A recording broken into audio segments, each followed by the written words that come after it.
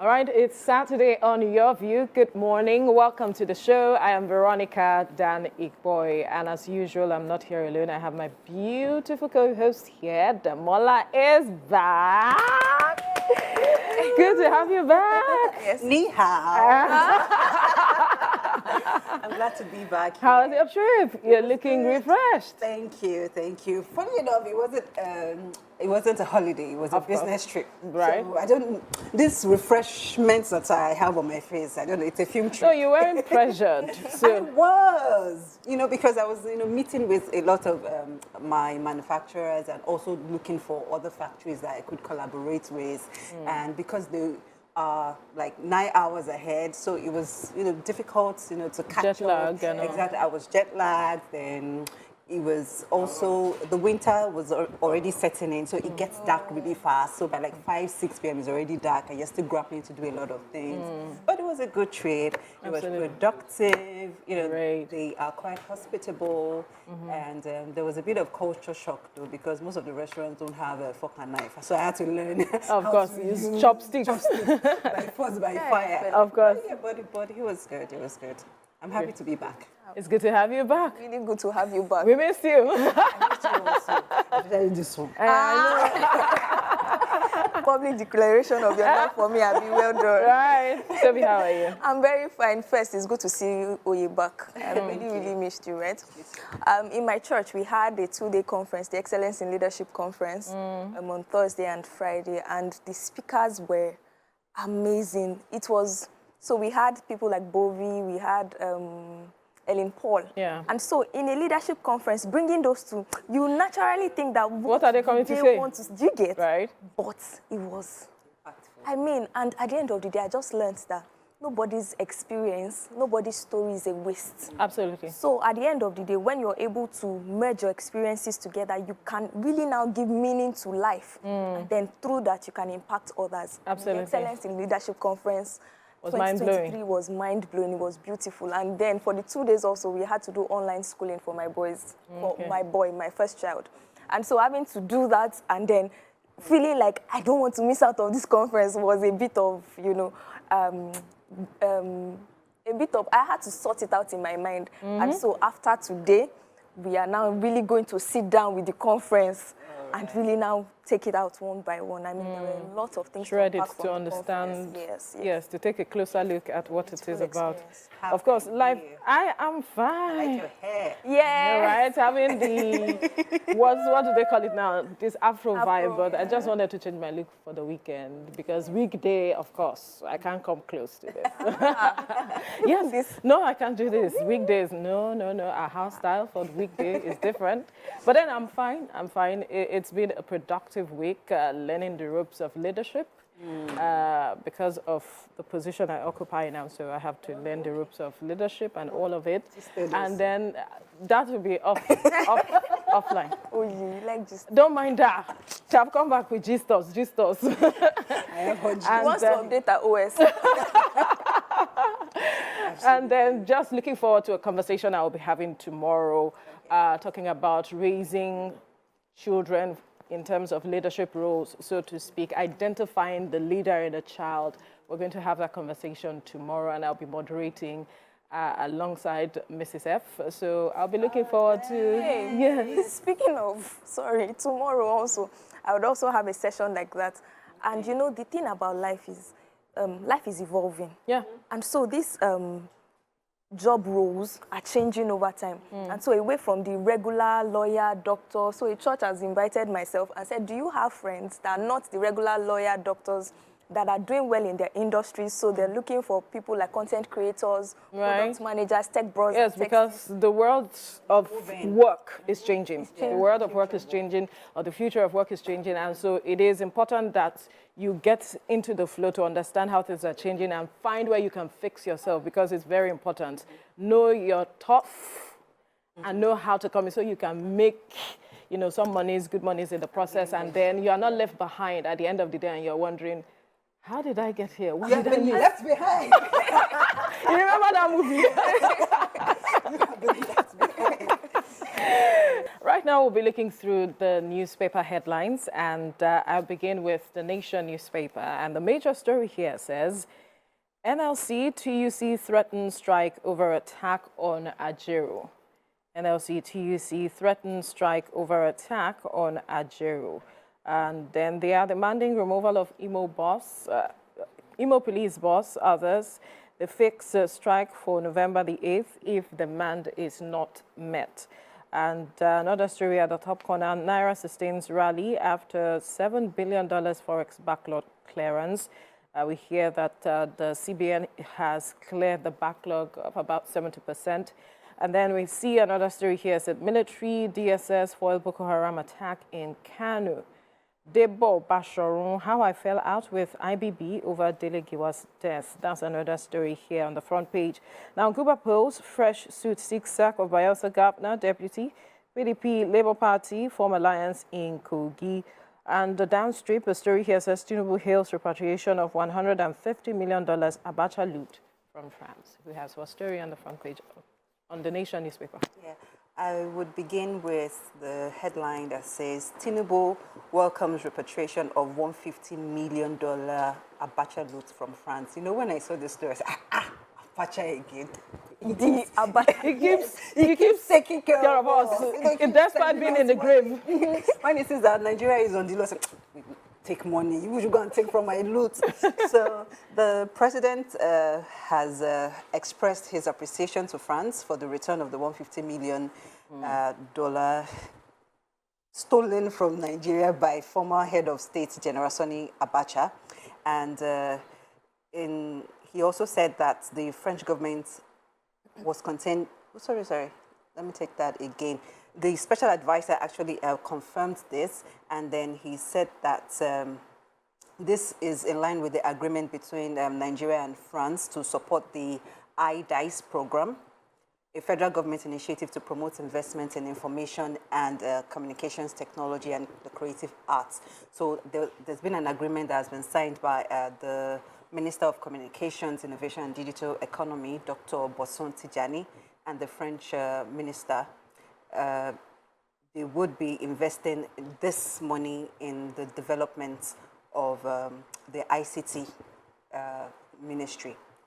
So yeah, so that's about it. And they just kept on saying that they emphasized on the need, to strengthen bilateral relations. And the president also mentioned that they are working to ensure that Niger is returned to a democratic government, and they are not willing to shed any blood or go to war.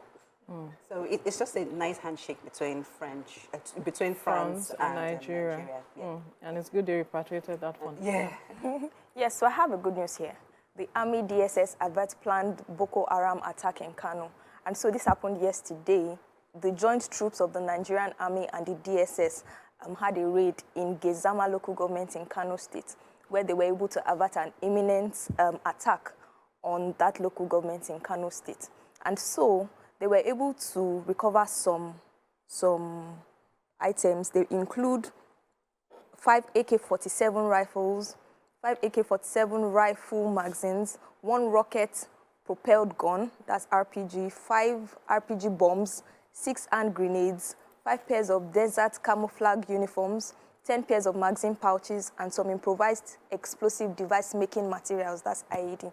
And we see that this is such a good news because one of the things that stands out from this aversion is the collaboration between the Nigerian Army and the DSS. And so this kind of strengthens this testament to the fact that when the security personnel work together, they're able to achieve more. Collaborating so they are with very excited about this. The successful raid in the operation reinforces the Nigerian Army's unwavering commitment to protect the lives and the property of our citizens, as well as the DSS.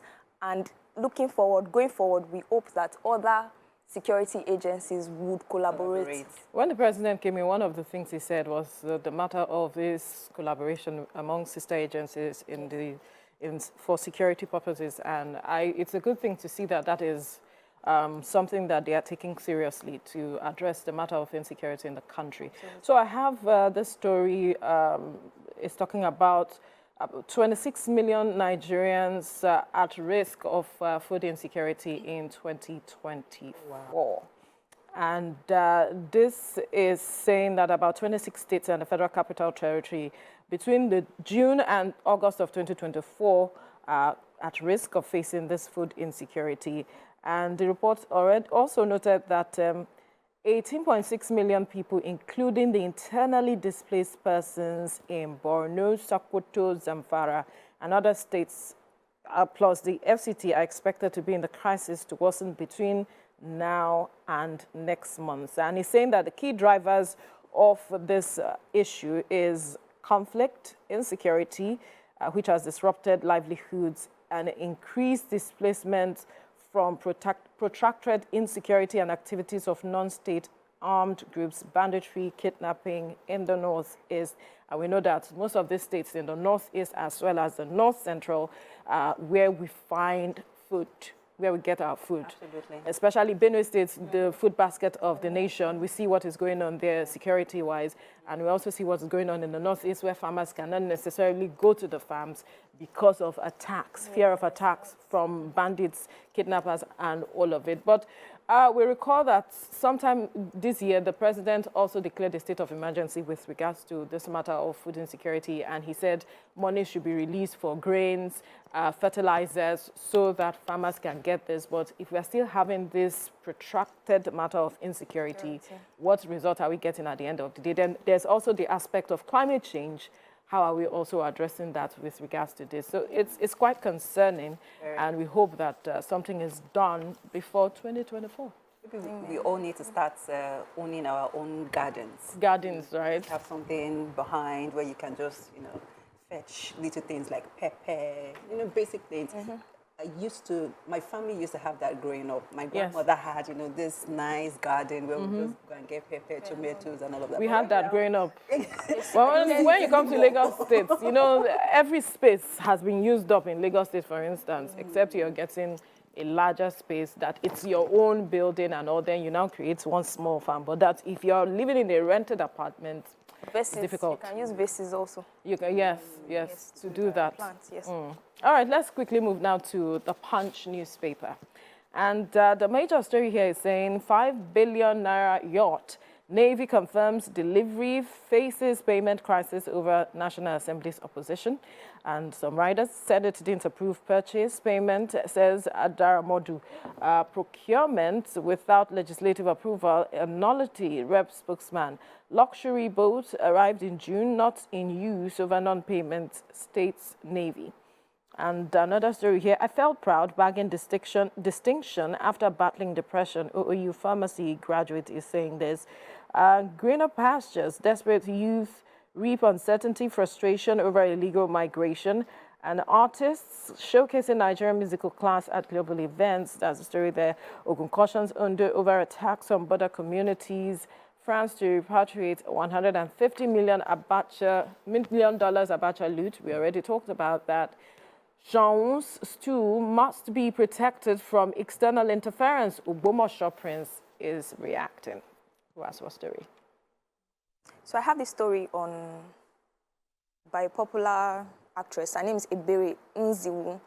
And she has shared that the secrets of her living without scandals have been two things. One, a healthy mindset, and the second one is to focus on helping humanity. So a healthy mindset for her, Ebere says that she would focus naturally on the good as against worrying about scandals. And she had gone on to say that most times as individuals, when we focus on what is not working, that's when we find out that those are the things that become our reality. So for her, she has focused on having a healthy mindset, choosing her space, choosing the things that she worries about, and that has helped her become free from scandals. And the second thing she has also done is to focus on helping humanity. So she has helped people to find out ways that they can attain their maximum potentials through the activities that she carries out. So, for example, she takes on trainings or seminars to help people just find a meaning to life rather than just going by. And she says with these two things, if you're able to do that, you'll be free from living without scandals. And not be put under pressure, unnecessary pressure. All right. Still on Nollywood, veteran entertainers should be rewarded for their sacrifices. And this is coming from Mr. Latin, who is the president. I'm still looking through the newspaper headlines, and you were reading through yours. Yes. The story you took, yeah. Yes. So, veteran actor and president of the Theatre, Arts and Motion Pictures Practitioners, popularly known as Mr. Latin, he has said that TAMPAN, the association, has set up a welfare foundation to cater to old actors, veteran actors that are giving their all into the industry. And he also said that for the first year, they will cater to 200 elders' health. And afterwards, they would increase it to 300 or 400 in the long run, because they want to take care of, veterans that have committed their lives, and despite the fact that the industry hasn't really paid them so much, but then they have dedicated their services and talents to the industry, and they are saying that this foundation will cater to them. And I think this is a very good initiative in the wake of, different stories that we keep hearing from, veterans that are falling ill. Aside that, we saw at some point that they were coming out to beg for funds, for people to build houses for them, do one thing or the other. But it's good that they have decided to come up with these funds to addressing these matters. It's very good, because they themselves will benefit on the long run when they are aged. Absolutely. He also mentioned that young actors should also not cut through the corners. They should be professional. We have a lot of stories of young actors being taken advantage of when they're trying to access the industry. And he also said that they're working on issues of bullying in the industry as well. So all of these things sound good to read, and I just hope that they can be implemented, realistic. Exactly. We believe they'll be able to achieve that. So I have this story, we're talking about greener pastures, where desperate youth reap uncertainty, frustration over illegal migration. So we know the Japa syndrome, how a lot of persons want to leave the country for greener pastures, but a majority of them are doing this illegally. And so this report is taking a holistic look at what has become of those who have gone illegally.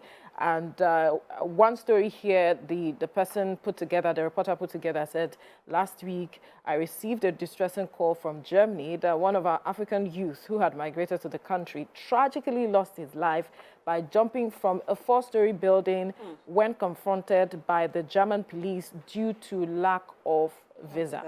So documentation is a critical thing. If you don't have the right documentation, people want to just cut corners and not have the right needed documentation. And we're seeing them losing their lives, some being deported. We heard of these boys, what do they call them? Happy boys. Yes, they were deported just some days ago, actually. Yes, actually. And so these are the issues. If you want to leave the country, you need to leave with the right documentation, bottom line. This matter of going through illegal routes is also a very dangerous path, because people face all sorts of challenges at the end of the day, and some even die in the process. Yes, we understand that things may not be easy in Nigeria, but there's a way you can still find, a way.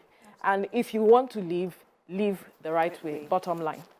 Okay, let's move to the Sun newspaper now. And this is an advertorial. But the other stories, headlines here, we see heavens won't fall if you free Kanu Yoruba elders, tell Tinubu. That's on the front page of Saturday Sun. Heavens won't fall if you free Kanu Yoruba elders, tell Tinubu. Attack on Ajero, Labour to embark on strike Wednesday. So what stories do you have here, ladies? So I have a story in the papers that says we're committed to lifting 50 million Nigerians out of poverty in 42 months. So this was said by Dr. Betty Edu, who is the Minister of Humanitarian Affairs and Poverty Alleviation. Okay. And so she has said so in an ongoing retreat for ministers, federal permanent secretaries, presidential aides, and other senior government officials at the presidential villa in Abuja. And so she had gone on to explain that in the immediate, what the government is currently doing is the disbursement of money to poor and vulnerable households. And she said it ranges from between 25,000 naira to 75,000 naira. So those are the things they are doing in the immediate. But in the long term or going forward, they would also look at how they can support farmers through the End Hunger project. And they're also going to start the Good Nigeria project and other projects that they're currently looking at to see how best to alleviate these 50 million Nigerians out of poverty.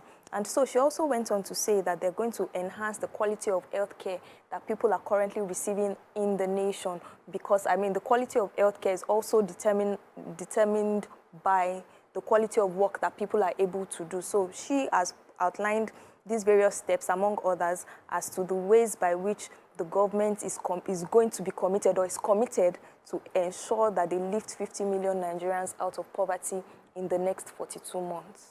Looking forward to that. That'll be good. Well, that's the promise they made to Nigerians during the campaigns. Okay, what story do you have? There is one story in the Sun. It's a bit funny. This is coming from a content creator called Mona Lisa Stephen, and she's saying to Tenny the entertainer, the musician, that fat people's lives matter.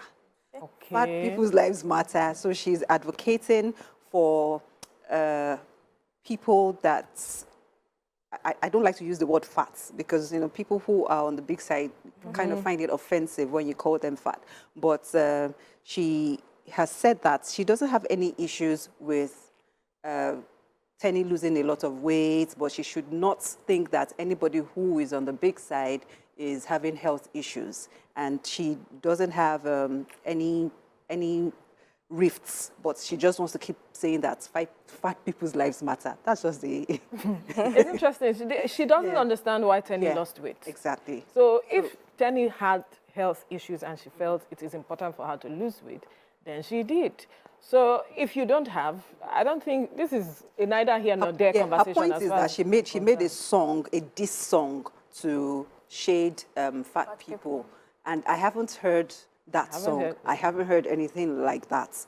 So even if she did, I think it might be her experience. It might be, yes, she's singing, or maybe she composed the song from her own experience. Because I think I had something related to that in one of her recent songs, but I haven't sat down to digest the lyrics. But Mona Lisa is feeling, you know, she's angry somehow. She's feeling attacked. Okay. You know, how can and she's speaking for people in that category. You know. It's good to have a voice who speaks for people. Anyway, the story I have on Saturday Sun talks about the off-cycle election coming, the coming Saturday, next week Saturday. We have off-cycle elections in Imo, Kogi, Bayelsa State. And the concerns has been the matter of security in these states. Talk about Kogi State, we see the level of insecurity, Imo State as well, and then in Bayelsa State, we've seen different dimension of security, and even INEC has been speaking to that matter of insecurity, how they can address it before the election so that people can exercise their franchise. And that's the myth of the story in the Saturday Sun, and we hope that that will be addressed before next week Saturday. All right, we move now to the front page of the Tribune newspaper. And the major story here is presidential yacht bought, delivered. Reps accuse Navy of purchase without approval. Payment not yet made, Senator Ndume is saying. Niger leaders, youth attack Rivers elders for backing Wike against Governor Sim Fubara. Attack on Niger NLC TUC plan nationwide strike for November the 8th. Newly appointed REC, Resident Electoral Commissioner, won't assume duty until 2024. INEC is saying that. Tinubu hails France for returning $150 million Abacha loot will lift 50 million Nigerians out of poverty. In 42 months, we already took that story. Now, I dropped out of school to fight in Agbekoya War. Professor Toyin Falola is saying this. Any story here? You don't have? Okay. You have a story in the Tribune. Okay, so I have this story on the attack on the NLC president, talking about Joe Ajaero. He went to Imo State. There was a planned strike for Imo State because he said that the salaries, gratuities, pensions of the workers there were not being paid, and so he wanted to go and picket some places there. But the story is there was now a court ruling that said, don't come, do not push this. These things that you are talking about, these accusations you're making are seemingly false because salaries has been paid, pensions and all was up to date, and the governor had done all of that. And so he went ahead, and there were hoodlums that were said to have beaten him up. As a result of that, his face was swollen. There are pictures that went viral. His face was swollen and all of that. Now, organized labor, talking about NLC-TUC, they're saying that they are planning a nationwide strike on November the 8th. To address, he said he made some demands. He said that the Imo police commissioner should be removed, and some other things that he asked, because it's seemingly looking like they didn't intervene to protect him, so to speak. But well, so that's how is Imo State attack now our own national problem? Joy, they say you should answer. Because we in Lagos, we did not attack you now. The ones in Ogun State will not attack you. Sokoto, we didn't attack. So why is it that one attack in Imo is going to ground the economic activities in the whole nation? There are demands that he's making. There are other demands he's making from the federal government. But one demand that I know he said he's making is that the Imo State Police Commissioner should be removed. That one I know. Fingers crossed. Okay, let's see how things pan out, because November the 8th is next week. All right, let's go to Saturday Vanguard now, and talking about how to save our judiciary. Lawyers, activists, others are speaking. We must reverse failure of judiciary, restore its integrity. The Supreme Court is toxic. It ought to be changed. Agbakoba is speaking. Nigerian courts no longer last hope of common man. Odinkalu is reacting. Judges should have the courage to denounce evil. Archbishop Onoha. The must uphold principles of justice, fairness. Sheikh Khalid Ahmed is speaking. These are the stories you find on the front page of the Vanguard. Another story here says, Falana challenges Tinubu over INEC appointments. Says Nigerians should go to court to stop party men from working as INEC officials. Instead, courts can still reverse illegal appointments from after Senate's confirmation. Another story here, impeachment. Ondo Deputy Governor not ready for genuine reconciliation. Speaker of the State House of Assembly is reacting. Nigeria to receive another $150 million Abacha loot. All right, like Jimi Hendrix, like Mohbad. That's the story you find there. And at the top corner, Tinubu warns ministers against personal ambition, and rumble in rivers when the dark clouds began to gather. What's the story? There's a story in the Vanguard that is announcing that the Lagos State government has plans to divert traffic on Eko Bridge between Costain and Alaka descents for 56 hours. And this is coming from the Commissioner for Transportation, Mr. Oluwaseun Oshinyemi, and he announced it yesterday, and he said that it has become necessary to carry out emergency repairs on the bridge. He said that the monitoring public is hereby informed of the need to carry out emergency repairs on Eko between Costain and Alaka. He said these repairs are necessary to avoid complete vandalization and theft of the expansion joint, as well as the replacement of missing parts and the recasting of the transition concretes around the expansion joint. So he announced that the bridge will be closed by 8 a.m. on Saturday, November the 4th, and will be reopened to traffic by 4 a.m. on Monday, November the 6th. That's today. That's today. Okay, so it's already closed, right?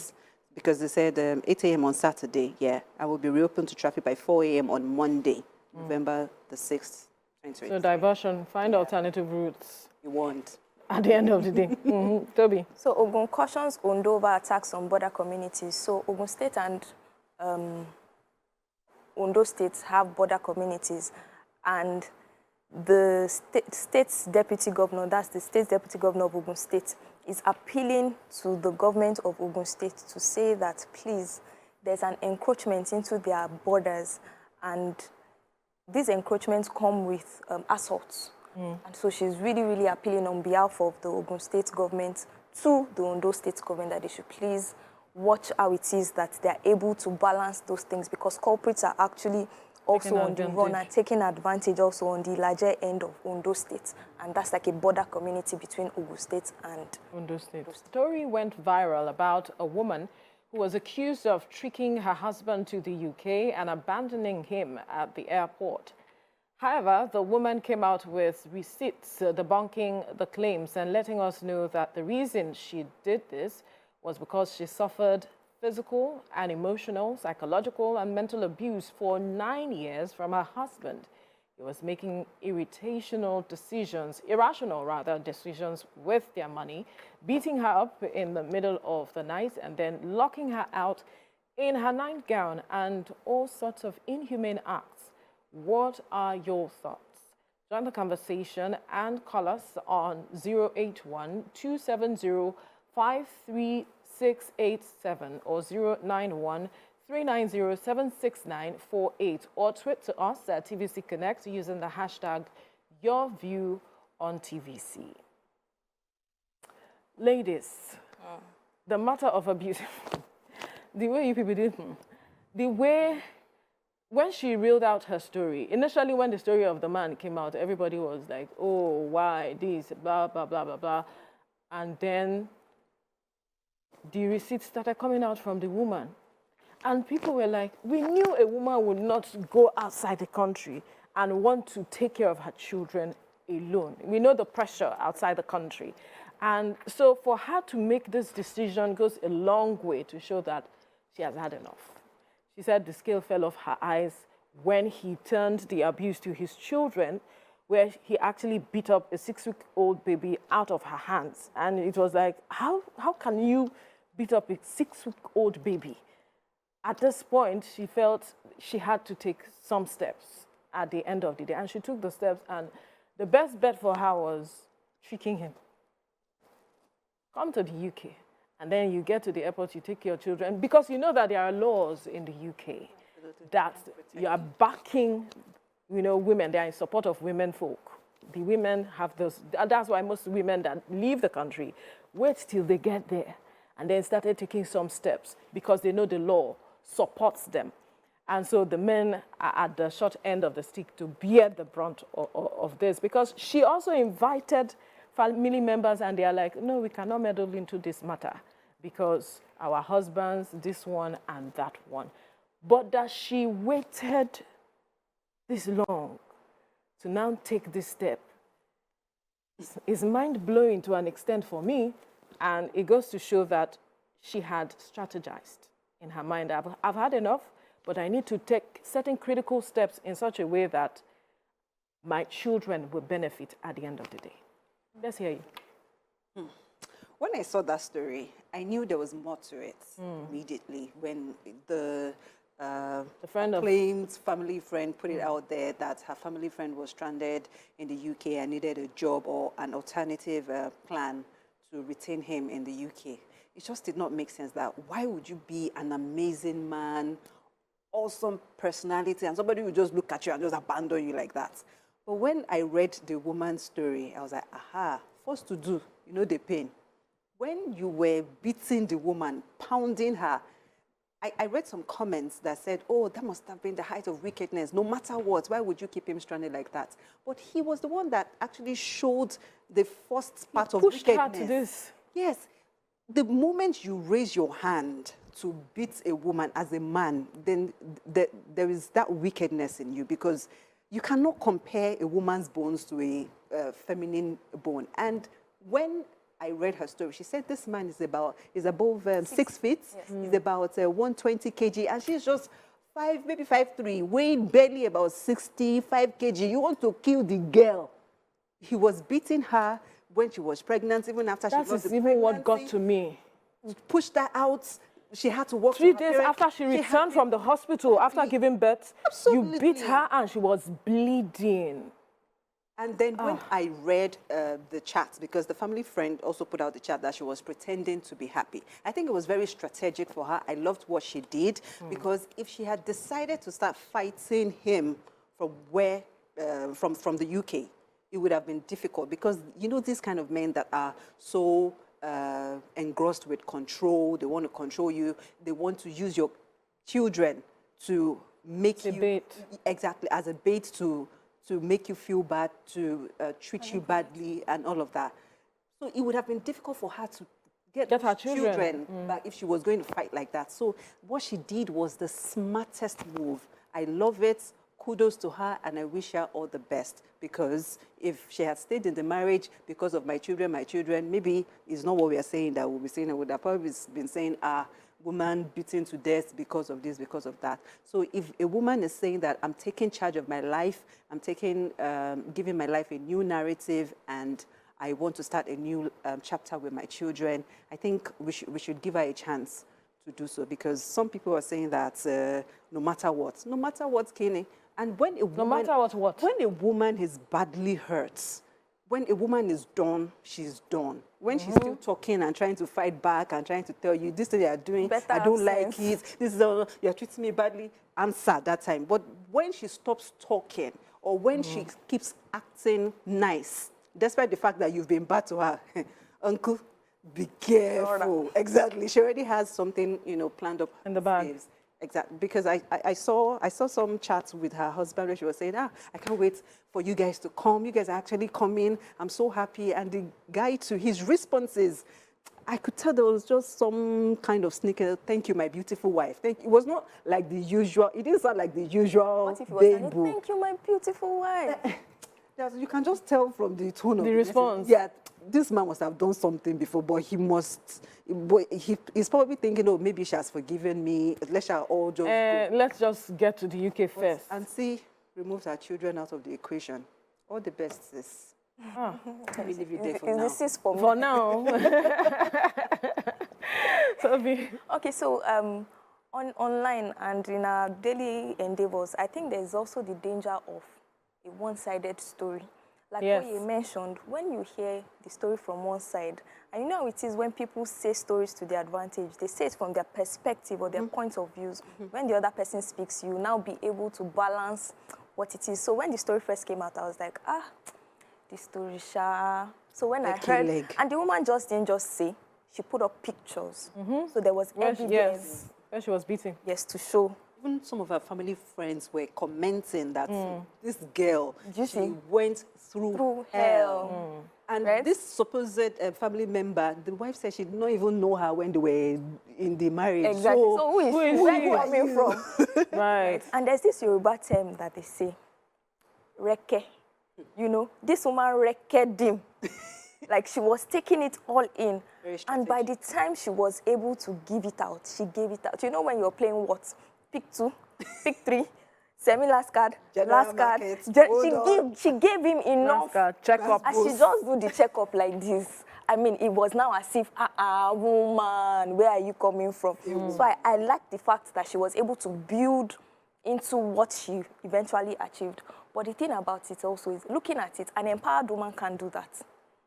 So if she wasn't empowered to get the means of even relocating, of finding a safe space for her, of rescuing herself out of that situation, it would have been difficult for her to survive, right? So it is very important to understand as women, even though you're in a marriage that says, I don't want my wife to work, that gives you an avenue to take some things. But when you are empowered, right, you're submissive, but you're empowered, you know that you have your own. If anything happens, you can actually stand on your own and you'll be fine, right?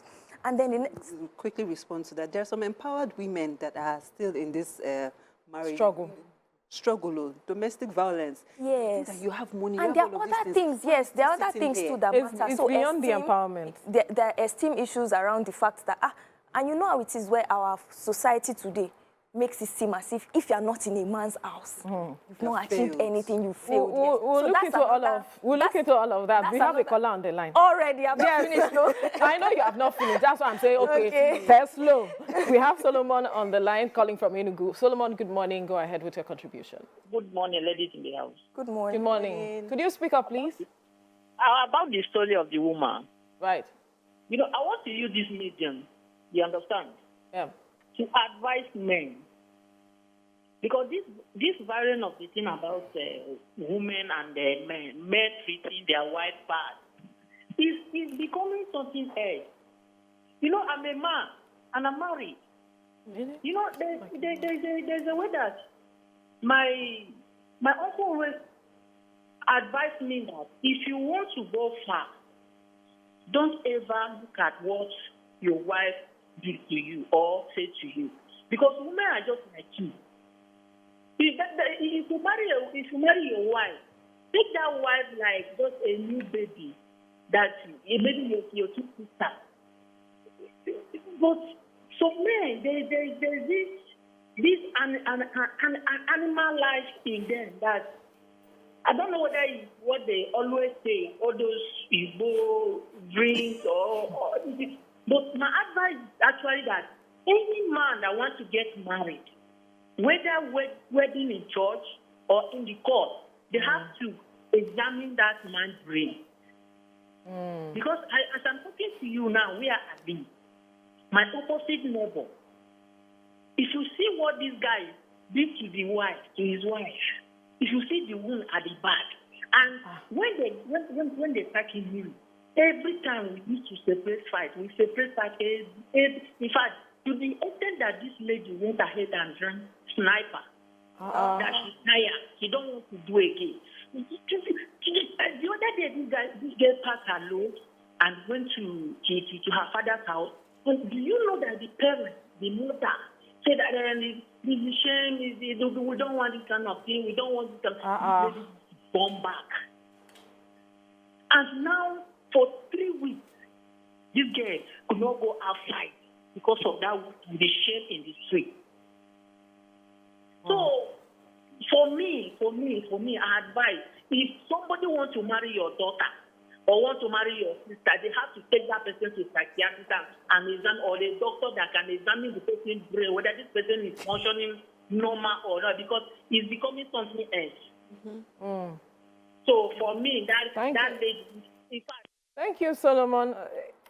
A really sad one there, and the fact that the family actually asked her to return, despite what she has gone through, is another aspect we'll look into. But go ahead with what you're saying. For the woman, I think that she's lucky to be alive, to have gone through all of that, and at this stage, and she ended up coming out of that.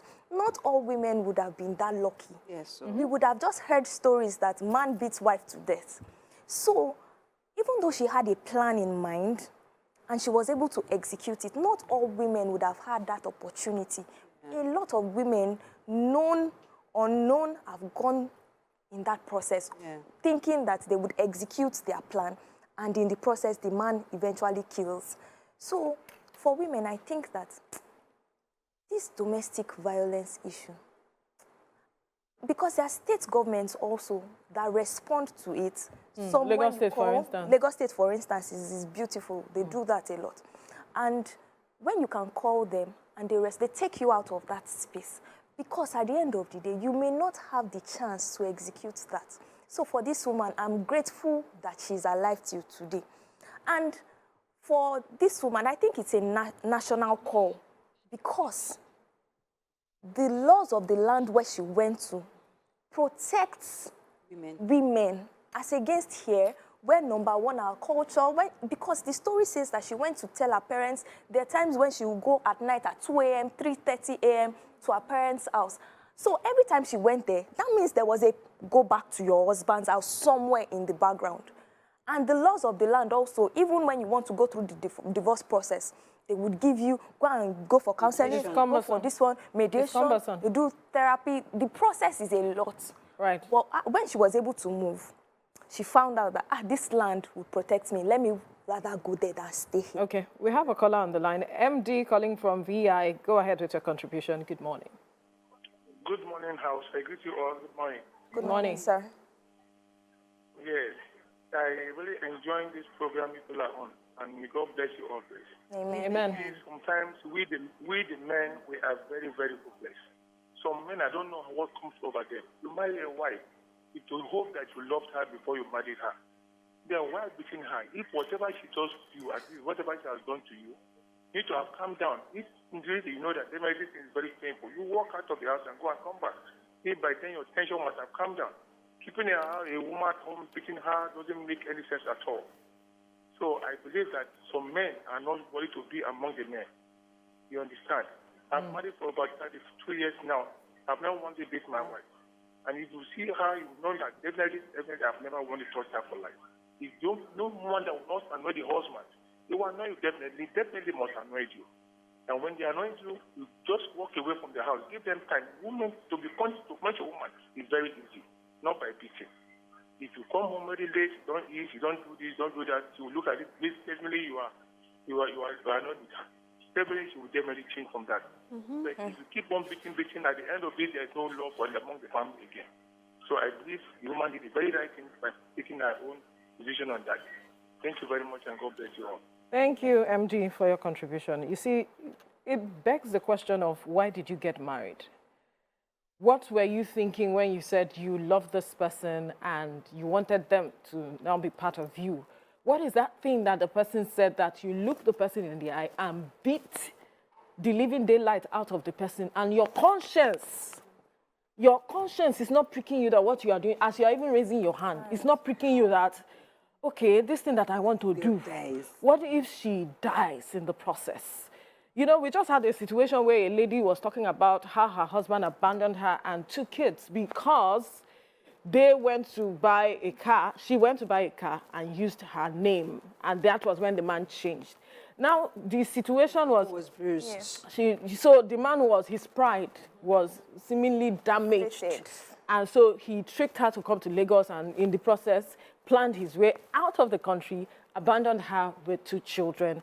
And we are seeing this situation. How do you do that? You say, okay, maybe she did not give you the money, she did not do this, she did not do that. Because when you look at the conversation that this lady dropped in terms of how the whole process began, talking about going to a particular hospital because they had limited resources and she felt, oh, this other hospital is cheaper. Let us go there. And then he began to react, and then you are hitting her, all of that. She was pregnant with your child. If there is a misunderstanding in communication, right, there are better ways of addressing issues. Right. We also do not know how he was raised, if perhaps what he knew is abuse and didn't know any better. There's also that aspect that he didn't know any better. You know, some people are raised in abusive homes, and, you know, they grow up thinking that is the best way to address issues with their wives, because that is what they see or they saw their father do at the end of the day. But there are also those who were raised in abusive homes and say, no, this is not right, right? So the choice is still yours, even though how these things impact people differ. Absolutely. But how do you hit someone you said you loved? You claimed, let me use the word claim, you loved. And you are seeing the person in pain. You apologized and then you did it again. Then there are mental issues there. There are challenges that have to be addressed. Absolutely. Yes. I think when you are choosing a partner, it's very important to find a kind partner. Choose a kind man. Kindness it's a very important trait in a partner, because when the person is kind, when the person has the fear of God, there are some things that they will find unthinkable to do. Again, find a partner that has high self-esteem. They are self-aware, not somebody that is still lost in their journey in life. They do not even know what they stand for, what their values are not visible to you. You cannot even vouch for them to say that in this situation, this is what my husband or my wife would do. Because most men who beat their wives, I've noticed they are yearning for control. They do not know how else to show love, to make the woman submissive to them. Because for you to be a leader and for you to actually get submission, you must have the traits of a leader. You know, you must attract it. You do not force leadership. When you see people that are natural leaders, you just know that, this person, I just like him, I just like her, I like the way she carries herself, I like what she stands for, I like this. Okay. Naturally, people would gear towards such traits. But when a man or a partner lacks such traits and they want submission by force, then they will now resort to this kind of violence. We have Ganiu on the line calling from Ikorodu. Ganiu, good morning. Go ahead with your contribution. Yeah, good morning. Good morning. Good morning. Yeah. This issue of treatment of women is rampant these days. I could remember when I was still small, my father and the other elders, we don't tolerate it in our family. There was a day one of my uncles maltreated his wife.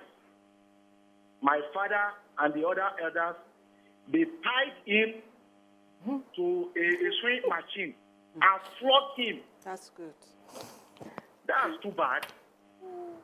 When I was living in Oshodi, my landlord came to Ikorodu and removed his daughter from that man's house because she was maltreating her daughter.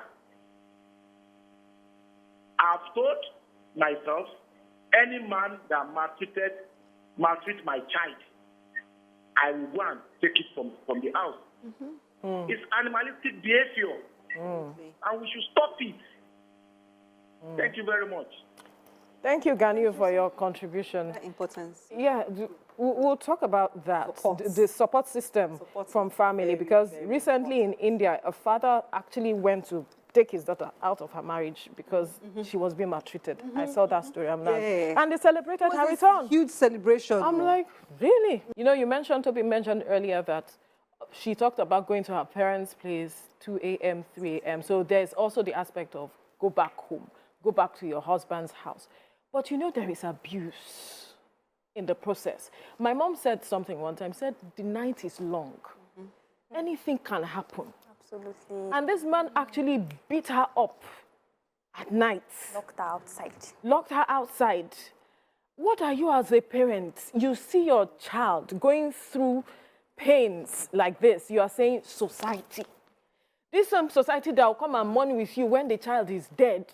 They are now telling you, you are now thinking for them that, okay, because, what will people say? Just manage the situation. You, Seth, what are you saying or what are you telling him? What did you do? You know, she said that when she went to report to the police around their area, they looked at her and said, madam, what do you say do? We make her beat you like Why do we always think that women say something or do something for them to warrant being beaten up or abused at the end of the day? No, we should even check our mindset towards these things. Why would you think that, she had to do something? Why not resolve or solve the problem first, then go back to asking questions as to what even happened? Not what did you do? Some women did not do anything. In fact, even if you keep quiet sometimes, it's a problem. It's a problem. You're keeping quiet. You're ignoring me. You're not talking. And another thing about this thing is that most times we try to say, what did you do? But the conversation is, most times you cannot control what people do to you, but you can control the way you react to it. Them. Which is what she did. Which is what she did, right? But a lot of times when people settle matters, they say, what did you do to him? What the person did to you is still another thing. You have a choice of how you respond to that situation. Then there's also the question of age. She said she married him maybe when she was 22 or 23. That doesn't mean she deserves to be beaten or treated like a child. Is that now a reason? Because, you know, some people may say she wasn't mature enough to go into marriage, right? And so some men see them as my child, so let me train you. And some men are usually attracted to younger girls. This one, she's young, but they forget. I know I can manage her the way I want. They forget to realize that small girl will grow up. She will grow up and she will have sense. Of course. So the fact that you are thinking that you are marrying a small girl, the small girl will never remain a small girl. She will grow up. She will grow up and she will be smart. Yes, she will revolt. She will say she doesn't want something. She can't take it anymore. The moment she wakes up, that's her morning. And by the time she's now revolting, you'll now be like, who are you? This small girl. This small girl. We have a caller on the line. She has grown up. Olufemi from Iyanokwaja, good morning. Go ahead with your contribution. Yeah, good morning. I've listened to all the conversation so far. And everybody seems to be on the support of the woman. Yes. Okay. Yes, what the man did was totally wrong. Okay. All right? But then, they are still married. They are still husband and wife. Now, where is the mercy part of that woman? Because I think that Where's the what? at a point in time, the mercy, where is the mercy, the forgiving part of that woman? Forgiveness. Yes. What I'm trying to say is this. We should find it within ourselves to forgive each other. I mean, now, she has taken the children from the man, and the man is stranded. What I would have done in that situation is, okay, now we have arrived in UK. What you are doing, what you did to Nigeria, you know you cannot do it here. If you do it here... What if she had died before she got to the UK? What if she had died? She has not died. She has not died. What if, it's a question. Dies. Well, it's a question, sir. What if she had died? I would do that to my wife, but she has not died. She has not died, but what if she the did? father of your children. But he has not. So don't bring that in because he has not. So, I don't support him beating his wife. Right. So did you also think that maybe he should have changed his ways? Yes, he should have. Did you see the aspect where the woman also said that she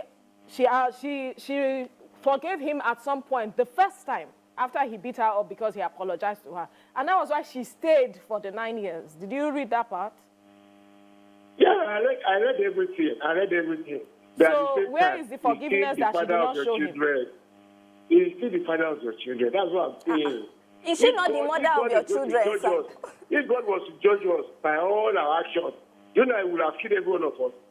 But she's not God. She's human. She's not God. She's human. That's why we should find it out within ourselves to forgive each other. That's what I'm saying. What he did was totally bad.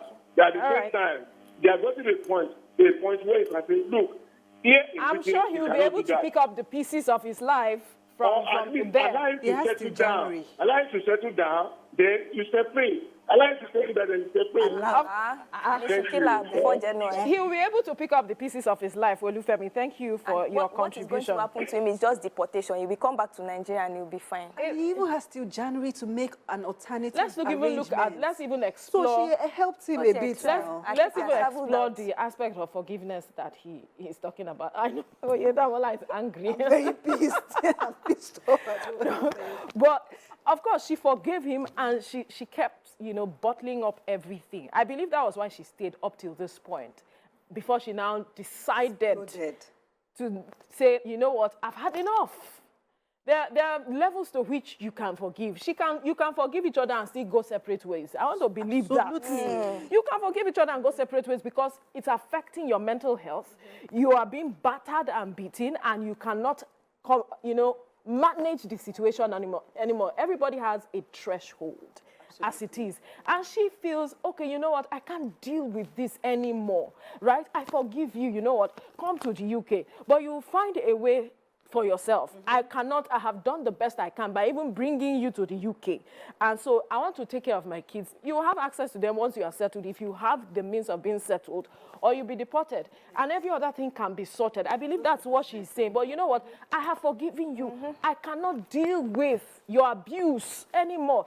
Isn't that a way? Yes. The journey to forgiveness begins with your own internal healing. Right. There's no how you want to forgive somebody wholeheartedly when you have not thoroughly healed. If you haven't healed, you'll still be keeping some resentments in What if she woke up one night and killed him?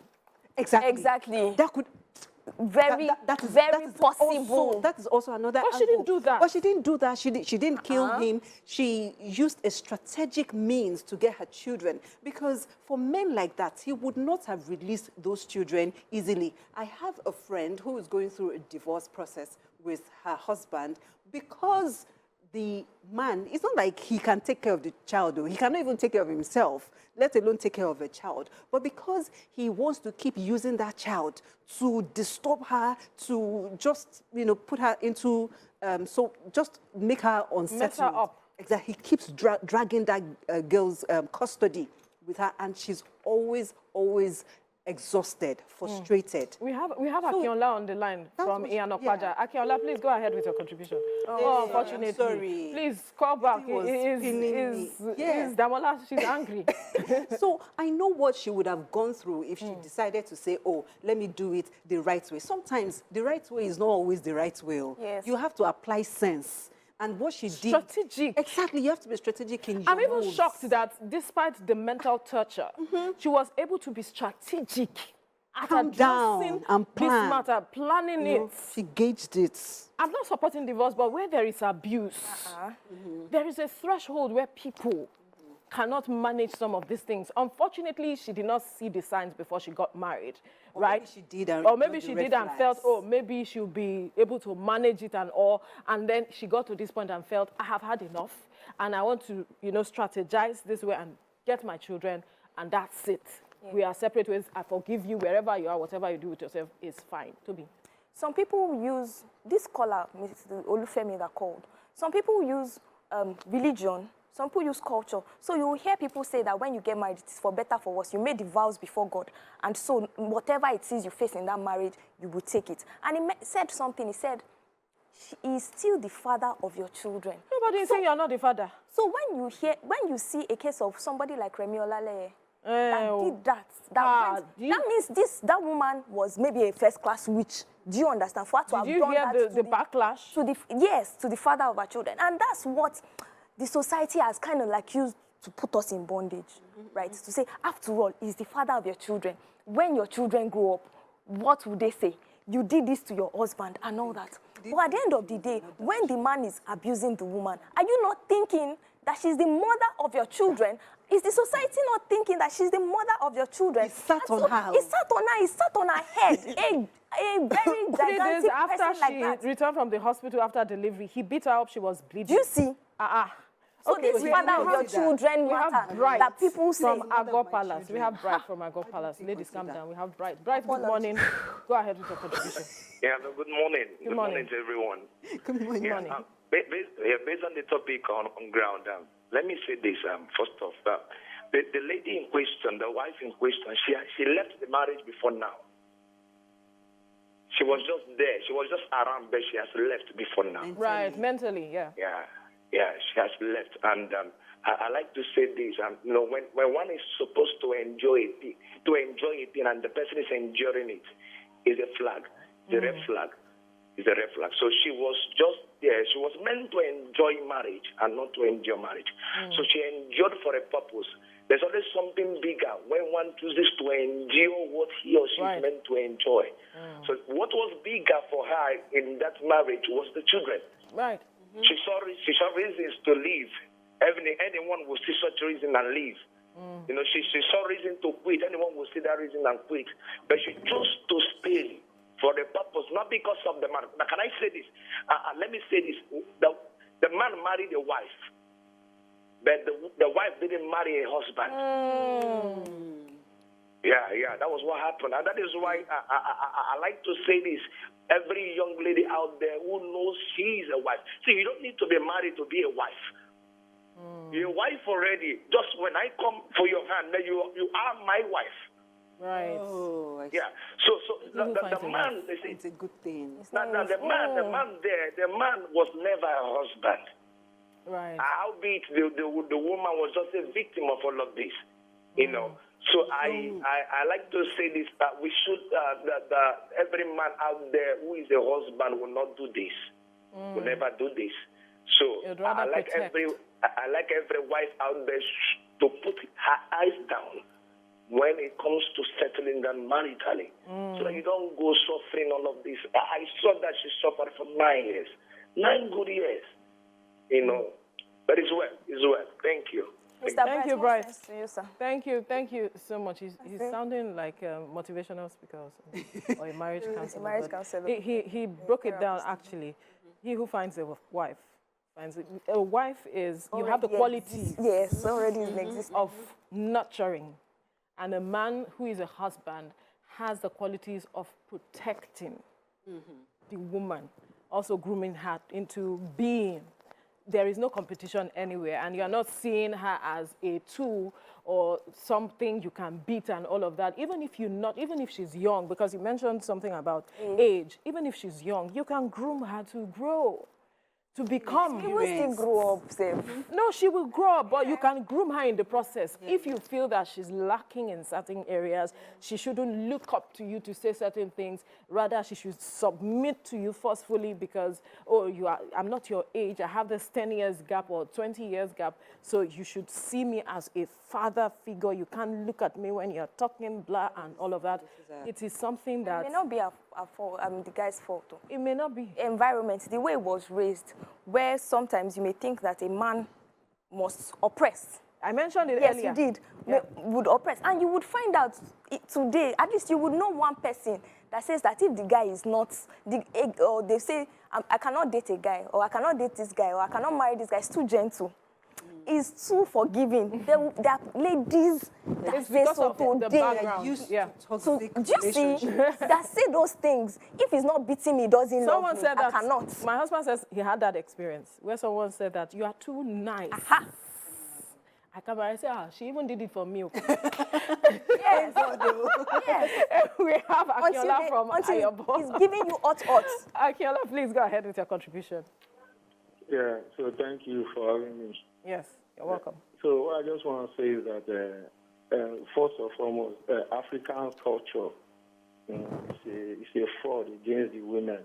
Oh. I'm always saying it. I'm always telling my wife, it's just a fraud against women. Fraud. It's only to favor men.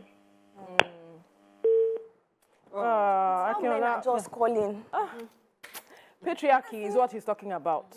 Patriarchy. Our society is patriarchal in nature, and so everything favors the man. That's what he was saying. But I would have loved to hear more. So, Akiola, please call back if you can. And it's the truth. Our society is patriarchal, but we are seeing a shift, a gradual shift, where men are saying, this thing is not necessarily about us. We are a team if we are married, and so we take care of each other. We help one another, but you must be able to identify the traits of kindness. Someone mentioned it. In the man before you get married, you must see that he is a husband material. And a leader. A leader. Somebody that is self-aware, that has self-esteem, not somebody who feels the need to suppress other people to feel good about himself. Because when you start finding those traits, unfortunately, she said, okay, I'm not going to say unfortunately because people get married at 20, 18, and then they have a blissful marriage. But she got married at 22, inexperienced, she got married as a virgin and all of that. So maybe she ignored those traits unknowingly when he was trying to control her and tell her what to do here and there, because I'm sure he must have reflected it, he must have shown it somehow. One way but we don't want to victim shame now. We are happy that, she's seeking recovery. Right. We have Bumi calling from Lokoja. I hope I got that correctly. Bumi, good morning. Go ahead with your contribution. Bumi, are you there? Bumi? All right. We'll definitely go ahead and quickly wrap up this conversation. So bottom line is, before you get married, you yourself should know yourself first. It begins with you, because that is when you can now determine what you want or who you want to be with at the end of the day. Whether you are 18, whether you are 22, whether you are 50, whether you are 40, because even some persons who are advanced in age believe that, okay, they can take anything because this age is difficult to find certain persons. But you should understand yourself and then know who you want to be with. Then also understand the traits of who you can be with in terms of if he's kind, if he knows himself, if he's self-aware, and if he's someone that is God-fearing. I often say something that before you date anybody, make sure that person is accountable to someone. There are those who are not accountable to anybody, and so they feel they can do anything. Once someone is accountable to someone, it means the person is such that if anything goes wrong, he's ready to be spoken with so that he can, change course and do what is right. It shows a level-headed person at the end of the day. So that is what we are saying. Know who you are and know the traits, see the traits, some people do not know when they are being abused. Yeah, Some people don't know. And she even mentioned it that she already thought that that was the whole idea of marriage. Because even her parents would tell her, go back. She was being raped even while she was married. Say, she be Nagin marry you. He's the owner of the something. Give it to him. Now, why are you not giving it to him? But how would she submit when the mental health is already bastardized? You've already beaten me. You're now expecting me to submit in the other room. No, I lock up. No access. Throw the key. I throw the key away to the ocean. Yeah, But Exactly. it's just unfortunate that this matter of abuse is coming to the fore, but then understand what abuse is so that you can identify when you're being abused before you get into the marriage, before you commit yourself, and then know how to. There are various organizations that are taking care of persons who are abused. You can reach out to them. Lagos has one. A number of them across the country you can reach out to, but then know the signs so that you can easily address them. There is this story which, according to report, a 14-year-old girl has been arrested for the murder of her former boss and a lecturer at the Federal University of Technology, Minna. The deceased, who is identified as Dr. Fumilola Adefolalu, was stabbed 7 times by the teenager who used to work as a maid in her house. However, the Niger State Police Command has taken her and 2 other accomplices into custody as they await prosecution. You can join the conversation and call us on 081-270-53687 or 091-390-76948 or tweet to us at TVC Connect using the hashtag #YourViewOnTVC. Now, she claims, that's the maid, said that she's not the one that stabbed the woman, that it is the guys that came with her that stabbed the woman. That one of them came with a knife, but that the intention was just to beat up the woman and leave. But the guy that stabbed said that the woman will report them, so they have to kill her. Yeah. So now she was asked, why did the woman sack you? She said that because of her bad behavior, she was always stealing the woman's money and lying. And so just after 3 weeks of being employed, though, she was stealing money, she was lying, and the woman had to send her off. Now she came back having a conversation with the woman, like she came to apologize, and then they pounced on her. The woman's car was invaded. They stole the battery. The guy that stabbed her stole the battery. Then the other guy that came with her went into the woman's room to cut away some items. 14-year-old. What was she thinking? Where did she even find these guys that she brought as accomplices to come and deal with this woman? How did it even come across her mind to do this thing? It's mind-boggling. Very, very, very sad. When I heard the story, I just assumed that she probably belonged to a group or a gang where they would send house helps to someone's house to just, survey, and then they would tell you when to attack. But later, from her confessions, I could tell that the people who came with her are within her age brackets, because she said that they were schoolmates. So they must have been in secondary school together, so she must have met them in school, and they were classmates. So these children, how did they become this violence? Menace to the society. Yes. Is it their environment? Is it what they have experienced? What have they been exposed to? There are just so many questions that are begging for answers. I'm still trying to fathom it, because I don't know how the woman got it wrong because from employing that person. From some people's stories or comments, she helped the girl. So it was not from a poor background. Poor background. So, and she was to be a sponsor. But then the girl was now, having bad behavior. Yeah, so it was not like she even tried to employ an underage or a teenager that could not do anything, or was subjecting her to different maltreatment. Yeah, different kind of maltreatment. So this was a woman that was trying to help, and it just goes to tell us as individuals that it's not everybody that you help. Sometimes you just help some people right there on the go and just move ahead with it. Don't don't have this messiah mentality to say that I can help this person or But there's liberate nothing them. wrong with No, helping. you have, before you help, you have to do your due diligence. Try to understand, check before you now say, okay, I am committing my all to this. Because we saw the story of the lady that was trying to help a beggar out of her situation. What did she do? She still went back again. To the streets. So sometimes you have to do your due diligence. I've had my own share to where I've tried to help people out of a particular situation. At the end of the day, I got burnt. So from my experience, it is better to do your due diligence, check well, and of course, let the Holy Spirit lead you before you help. Because I still cannot not everybody fathom has the Holy Spirit. why We must a also 14-year-old, keep that in mind. well, let your instincts, just pray to whatever you believe in, to lead you, so that you will not show reshe. There's that adage in Yoruba that your good will not turn to bad. Now she's trying to help this young girl, give her a better future, and she has lost her life while at it. It's just so sad. You stab once, 2, 3, 4, 5, 6, up till 7. And your conscience didn't... Toby. Ground. There are people that do not want to be helped, but we push our help on, right? So in this kind of situation, even though maybe the lecturer would have felt that, this girl, and I have a free house, so come and stay with me. And she also mentioned that she was going to school, right? So it wasn't like the typical house help that is doing house chores with nothing in exchange aside salary, right? And I also prayed one prayer, and I said, may we not employ the person working for the devil. Because what would have actually happened such that they corrected you for doing wrong? This woman, the girl didn't state that this woman punished her.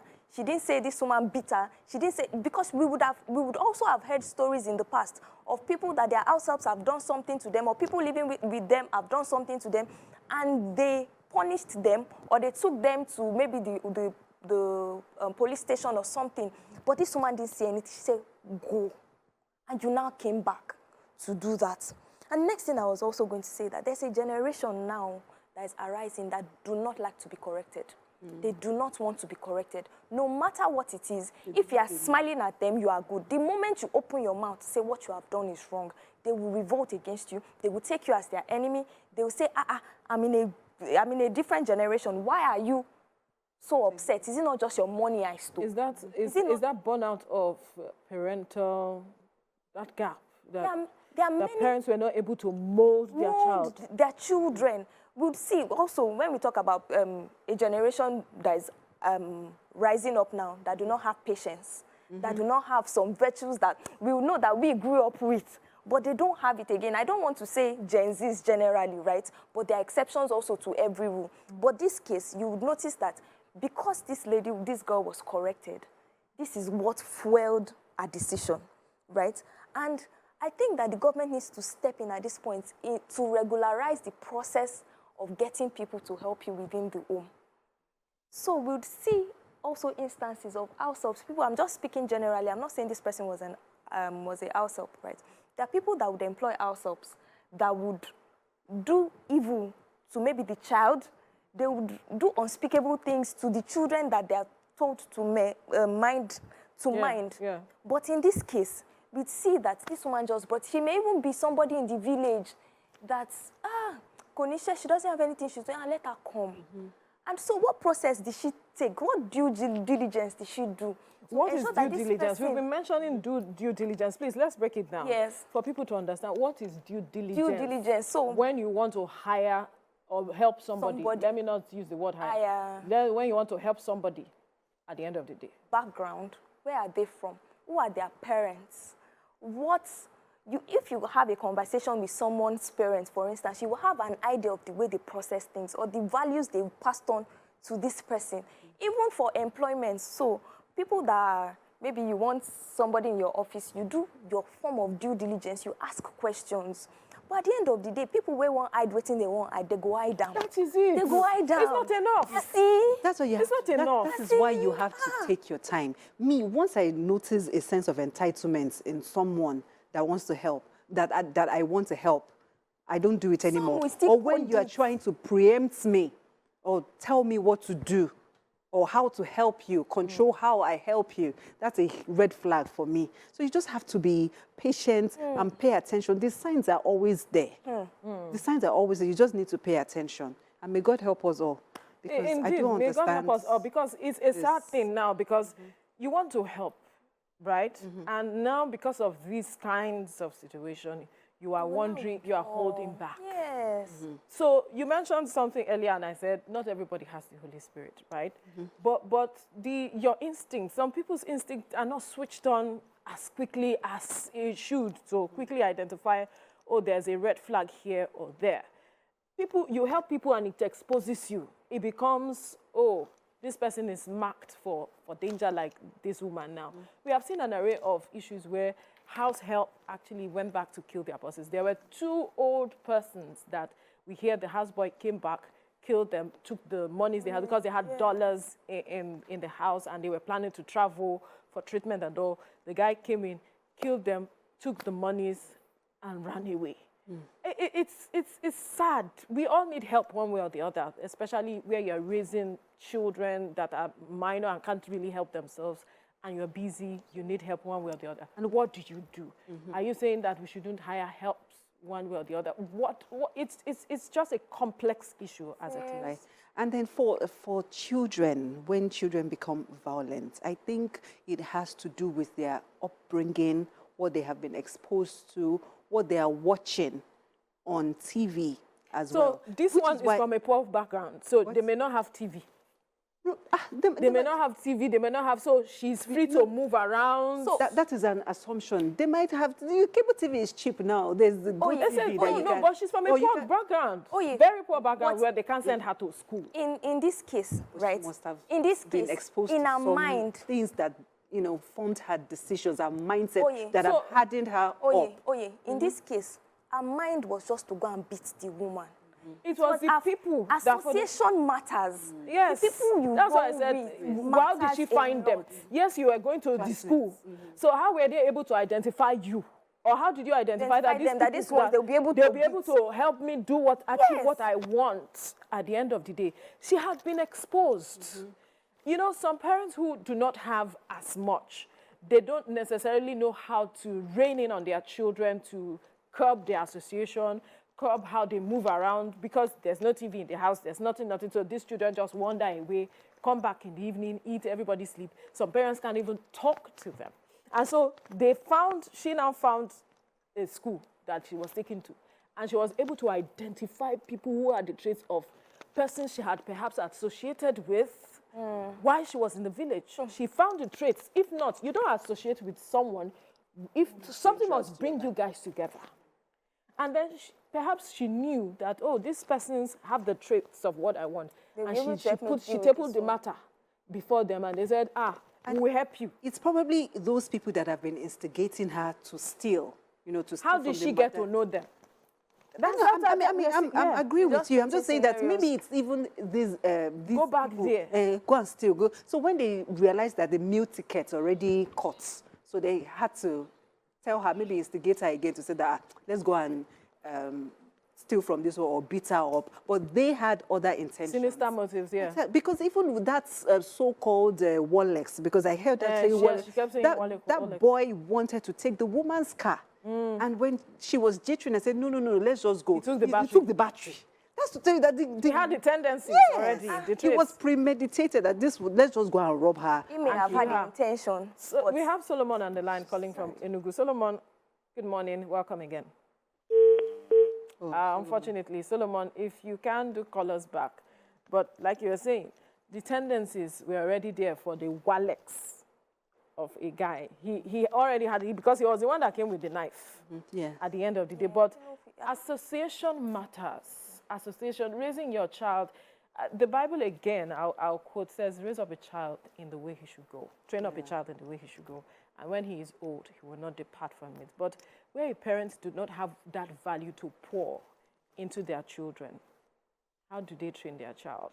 Because these days we say there are some parents who need parenting because they do not know how to manage or train their children. Poverty is not something that, yes, we know that the poor are always around, but that you are poor does not mean you cannot you know, give your children some values, the right values that they need. Money cannot buy that. You need to train your child, even if you have 15 of them, because we know that there are a number of persons who have so many children, but you can, you know, inculcate the right values. See, these children. Some people still don't even know the right values. Some people think that it's dog eats dog, right? Such that when they may tell their children that once you go out there, anything to buy, anything you see, take it like that. Anyhow you can survive like that. There are people that train their children with that mindset. And it's not because, and it is not because they feel it is wrong. They feel that's the best way to survive in this circumstance. With what you just said, now I remember one video that was trending on social media months ago, maybe last year. There was a woman who saw a phone on the floor. It was actually a prank. You know all these social experiments and videos. There was a phone on the floor, and the woman, she was walking with her underage child, maybe like 6 or 7. She saw the phone. Do you know what she did? She used her leg to pass the phone to the child to pick up and hide. So that kind of a woman now, what kind of values do you think she would teach her child? In that case, and so because she's surviving.